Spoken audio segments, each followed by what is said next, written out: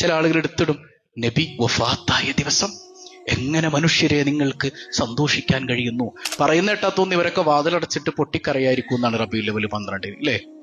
റബീഉൽ അവ്വൽ 12 മുത്തുനബിയുടെ വഫാത്ത് നടന്ന ദിവസമാണ്. എന്തേ നമ്മൾ കരയാതെ സന്തോഷിക്കുന്നത്?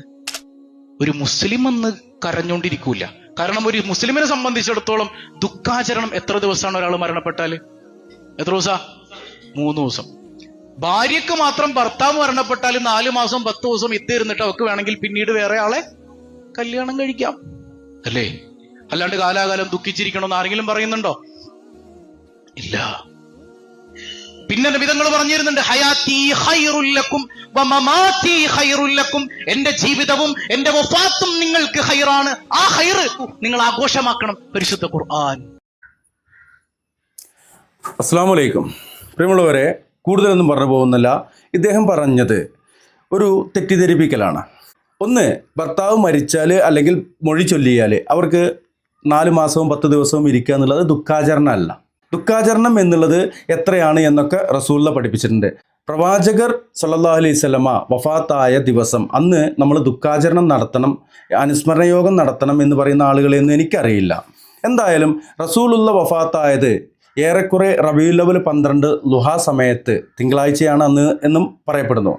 ആ തിങ്കളാഴ്ച ദിവസം രാവിലെ ളുഹാ നമസ്കാരത്തിൻ്റെ സമയത്ത്, ആ ഒരു സമയത്താണ് റസൂലുള്ളാഹി സ്വല്ലല്ലാഹു അലൈഹി വസല്ലം ഈ ലോകത്ത് നിന്ന് വിട പറയുന്നത്. ആ സമയത്ത് റസൂലുള്ള ജനിച്ചത് ആഘോഷിക്കുന്ന, ഇനി വേറൊരു കാര്യമുണ്ട്, ഈ ആളുകൾ പല ആളുകളുടെയും ആണ്ട് നടത്താറുണ്ട്. ഒന്നും വേണ്ട, റബീഉൽ അവ്വൽ മാസം തുടങ്ങിയാൽ, റബീഉൽ അവ്വൽ മാസപ്പിറവി കണ്ടു കഴിഞ്ഞാൽ പിറ്റേ ദിവസം മുതൽ അവർ തുടങ്ങുകയാണ് റബീഉൽ അവ്വൽ 1 മൗലൂദ്. അങ്ങനെ മൗലൂദ് തുടങ്ങി റബീഉൽ അവ്വൽ 12 നബിദിന ആഘോഷ, മാമാങ്ക, ഉത്സവ, അങ്ങനെയൊക്കെ തന്നെയാണ് നാട്ടിൽ കൂടി നടക്കുന്നത്.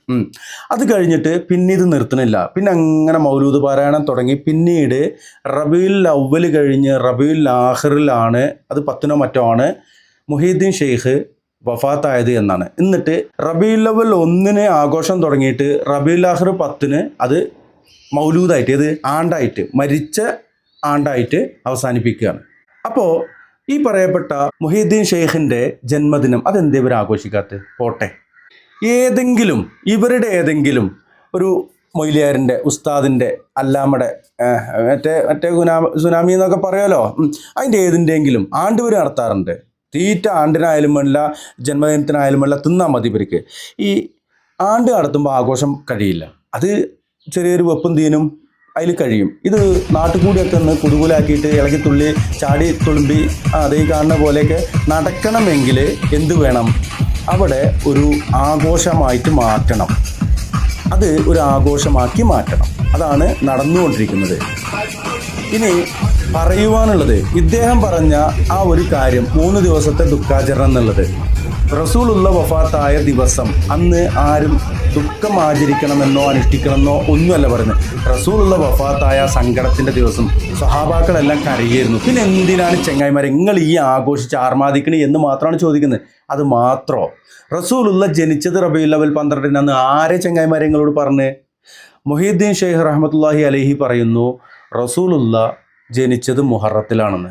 അങ്ങനെ പറയുമ്പോൾ മൂപ്പർ അങ്ങനെ പറഞ്ഞു വെച്ചെങ്കിൽ അതല്ല നമ്മൾ ഇതാ എടുക്കണമെന്ന് പറയുമ്പോൾ, മുഹീദ്ദീൻ ഷെയ്ഖിൻ്റെ പേരിൽ ഇവർ മാല പാടിയിട്ടുണ്ടല്ലോ. മുഹീദ്ദീൻ ഷെയ്ഖ് പറയുന്ന ഏതെങ്കിലും കള്ളമാണെന്ന് പറഞ്ഞാൽ ഓലെ കൊല്ലിണ നഞ്ഞായിട്ട് മാറും മുഹീദ്ദീൻ ഷെയ്ഖ് എന്നൊക്കെ പാടുന്ന പാട്ടുണ്ടല്ലോ. അതൊക്കെ വിശദീകരിക്കപ്പെടുന്നുണ്ട്. ഇൻഷാ അല്ലാഹ് അത് സംബന്ധമായിക്കൊണ്ട് ചെറിയൊരു വീഡിയോ ഇവിടെ ചേർക്കുന്നുണ്ട്. കാണുക, മനസ്സിലാക്കുക. ഇതുപോലെ ഉള്ള ആളുകൾ നിങ്ങളെ പഴപ്പിക്കുന്ന ആ ഒരു പിഴച്ച വാദങ്ങളിൽ നിന്ന് രക്ഷപ്പെടുക. അള്ളാഹുവിൻ്റെ റസൂൽ സല്ലല്ലാഹു അലൈഹി വസല്ലം വഫാത്തായത് റബീഉൽ അവ്വൽ 12 എന്നാണ് ആധികാരികമായിട്ട് ഏറ്റവും കൂടുതൽ ആളുകൾ പറയുന്ന കാര്യം. അന്ന് ഏതായാലും നിങ്ങൾ ദുഃഖാചരണം നടത്തണം എന്ന് പറയുന്ന ആളുകളെന്ന് എനിക്കറിയില്ല. അങ്ങനെ പറയുന്ന ആരെങ്കിലും ഉണ്ടെങ്കിൽ നിങ്ങൾ പറയും, നമുക്ക് അത് സംബന്ധമായിട്ട് നമുക്ക് വീഡിയോ ചെയ്യുക.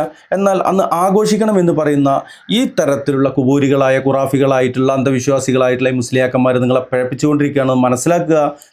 തെറ്റാണെന്ന് തിരിച്ചറിയുക എന്നുള്ളത് അത് വലിയൊരു അറിവാണ്. ഇൻഷാ അല്ലാഹ് റസൂൽ സല്ലല്ലാഹു അലൈഹി വസല്ലമയുടെ ജന്മദിന സംബന്ധമായിക്കൊണ്ട് മുഹീദ്ദീൻ ഷെയ്ഖ് പറഞ്ഞ ആ ഒരു വിഷയം ഇവരെന്തുകൊണ്ട് എടുക്കുന്നില്ല എന്നുള്ളത് നമുക്കൊന്ന് കേട്ടു നോക്കാം. ഒരു മുസ്ലിയാരുടെ സംസാരത്തിൻ്റെ ഒരു ഭാഗം ഞാൻ ആദ്യമായി നിങ്ങളെ കേൾപ്പിക്കുകയാണ്. അവിടെ തർക്കം വലിച്ചിട്ട് ജനങ്ങളെ ആശയക്കുഴപ്പത്തിലാക്കുന്ന പുത്തൻവാദികളുണ്ട്. നബി സല്ലല്ലാഹു അലൈഹി വസല്ലം ജനിച്ചത് റബീഉൽ അവ്വലിലാണോ അല്ല വേറെ മാസത്തിലാണോ എന്നൊക്കെ വെറുതെ ചർച്ച ഉണ്ടാക്കുക.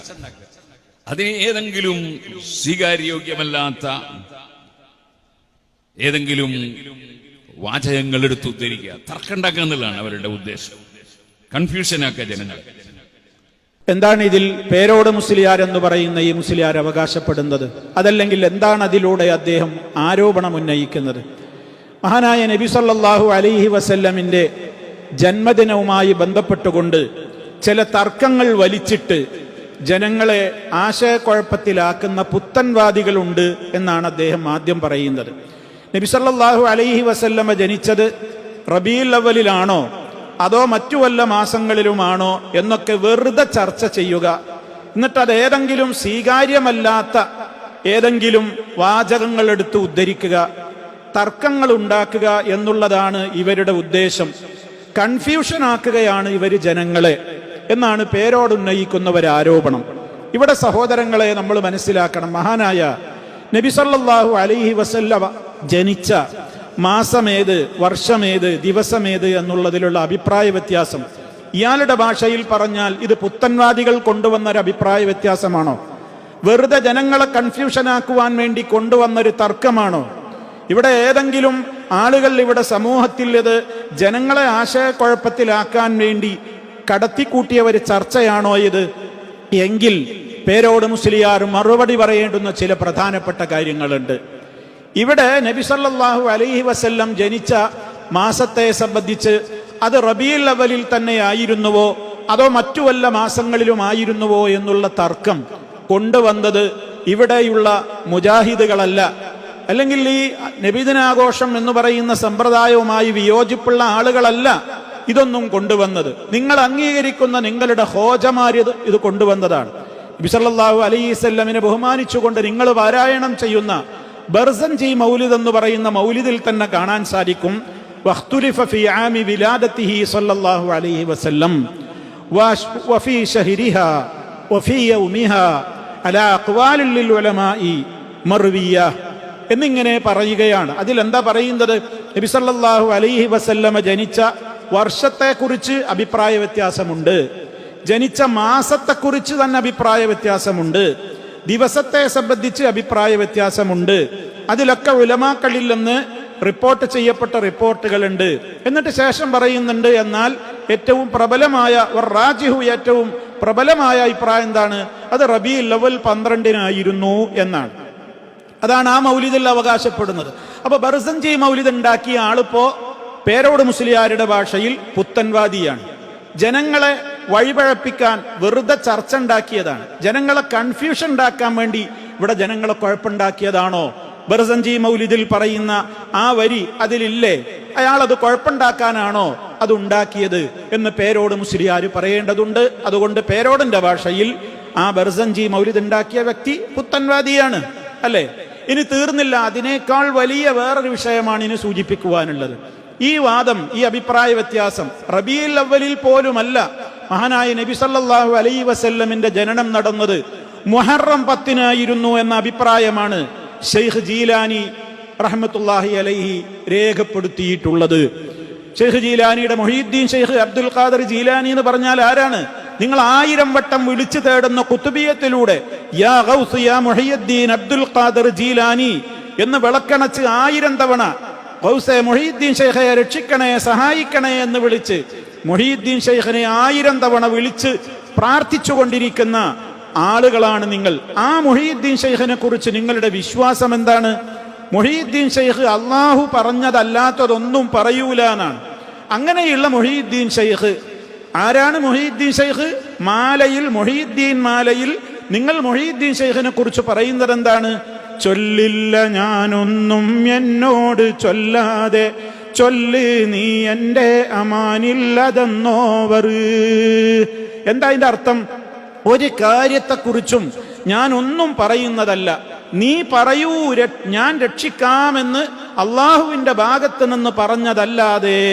മുഹീദ്ദീൻ ഷെയ്ഖ് അങ്ങനെ പറഞ്ഞിട്ടുണ്ട്. അത്രേ, അള്ള പറഞ്ഞതല്ലാതെ ഞാൻ യാതൊന്നും പറഞ്ഞിട്ടില്ല.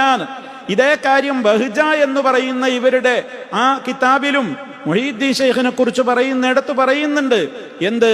ഞാൻ നിന്നെ തെരഞ്ഞെടുത്തിരിക്കുന്നു, അതുകൊണ്ട് തെറ്റുകൾ നിനക്ക് സംഭവിക്കുകയില്ല, നീ പറഞ്ഞോളൂ എന്നിങ്ങനെ അള്ളാഹു ഓർഡർ കൊടുത്തതേ മുഹീദ്ദീൻ ശൈഖ് പറയാറുള്ളൂ.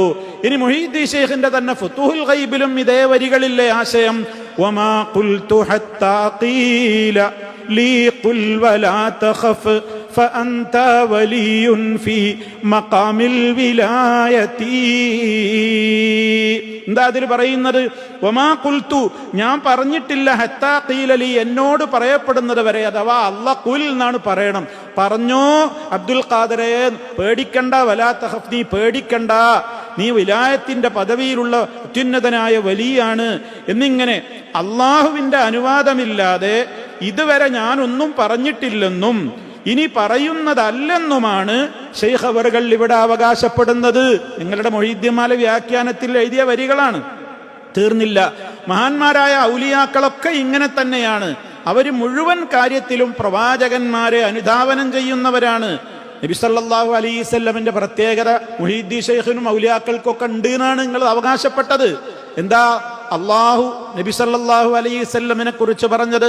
വമാ യൻതിഖു അനിൽ ഹവാ, അവിടുന്ന് സ്വന്തം ഇഷ്ടപ്രകാരം ഒന്നും സംസാരിക്കാറില്ല. ഇൻ ഹുവ ഇല്ലാ വഹ്യുൻ യൂഹാ, അള്ളാഹു വഹ്യായിട്ട് നൽകുന്ന കാര്യങ്ങളുടെ അടിസ്ഥാനത്തിലല്ലാതെ മഹാനായ നബി സല്ലല്ലാഹു അലൈഹി വസല്ലമ ഒന്നും സംസാരിക്കാറില്ല. അപ്പൊ നിങ്ങൾ എന്താ എഴുതിയത്? നബിയെ പിന്തുടർന്നവർ നബിയുടെ അതേ ധാരണയിലാണ് വർത്തിക്കുക. അതിനാൽ അനുവാദമില്ലാതെ ഒന്നും പറയാത്ത നബിയോട് തുടർന്ന് ശൈഖ് അവറുകളും അനുവാദമില്ലാതെ ഒന്നും പറഞ്ഞിട്ടില്ല. അപ്പൊ നബിയുടെ ഒരു ഹദീസിനെ ഒരാൾ നിഷേധിച്ച് തള്ളിക്കളഞ്ഞാലുള്ള അതേപോലെയാണ് മുഹീദ്ദീൻ ശൈഖിന്റെ വാചകങ്ങൾ തള്ളിയാലും എന്നാണല്ലോ ഇപ്പൊ നിങ്ങൾ ഈ പറഞ്ഞു വരുന്നത്. അതുകൊണ്ട് പേരോട് മുസ്ലിയാരോട് വളരെ ഗൗരവത്തോടുകൂടെ തന്നെ ചോദിക്കുകയാണെന്ത്? ശൈഖ് ജീലാനി നിങ്ങളുടെ വാദപ്രകാരം ആരാണ്? ശൈഖ് ജീലാനിയുടെ ഗുന്യയിൽ ഇതെഴുതിയിട്ടില്ലേ? ഹദീസ് വരെ ഉദ്ധരിച്ചുകൊണ്ടാണ് മൂപ്പര് പറയുന്നത്. മഹാനായ നബി സല്ലല്ലാഹു അലൈഹി വസല്ലം പറഞ്ഞു എന്ന് പറഞ്ഞുകൊണ്ട് ഹദീസ് ഉദ്ധരിച്ചിട്ടാണ് ജീലാനി പറയുന്നതെന്ത്? നിങ്ങളുടെ പ്രവാചകനായ മുഹമ്മദുൻ സല്ലല്ലാഹു അലൈഹി വസല്ലം ജനിച്ചത് ആ മാസത്തിലാണെന്ന് അള്ളാഹുവിന്റെ റസൂല് പറഞ്ഞിട്ടുണ്ട് എന്ന്. ഏതില്? മുഹറം മാസം, മുഹറം 10-നാണ് ജനിച്ചതെന്ന്. തീർന്നില്ല. ശേഷം പിന്നെയും മുഹീദ്ദീൻ ശൈഖ് പറയുന്നുണ്ട്, മുഹറം 10-ന്റെ അന്ന് ആശൂറാ എന്ന പേര് കിട്ടാൻ കാരണം, ആ ആശൂറാ എന്ന പേര് കിട്ടാൻ കാരണം 10 നബിമാർക്ക് പ്രത്യേകമായ കാര്യങ്ങൾ ഉണ്ടായത് ആ ദിനത്തിലാണ് എന്നുള്ളത് കൊണ്ടാണ് എന്ന് പറഞ്ഞിട്ട് 10ാമത്തെ കാര്യമായിട്ട് പറയുന്നത് എന്താണ്? മുഹമ്മദുൻ സല്ലല്ലാഹു അലൈഹി വസല്ലമ ജനിച്ചത് ആ ദിവസത്തിലാണ് എന്നുള്ളതാണ്. ഇങ്ങനെ 2 സ്ഥലത്ത് ഒന്ന് ഹദീസ് തെളിവായി പറഞ്ഞുകൊണ്ട് ഹദീസ് ഉദ്ധരിക്കുന്നു. ആ ഹദീസ് സഹീഹാണോ? അതേപോലെ തന്നെ ഇപ്പറഞ്ഞ അഭിപ്രായം, ആ അഭിപ്രായം തെറ്റാണ്, ഇതൊക്കെ റബീഉൽ അവ്വലിലാണ് പ്രവാചകന്റെ ജനനം എന്ന് മുഹീദ്ദീൻ ശൈഖ് പറഞ്ഞോ?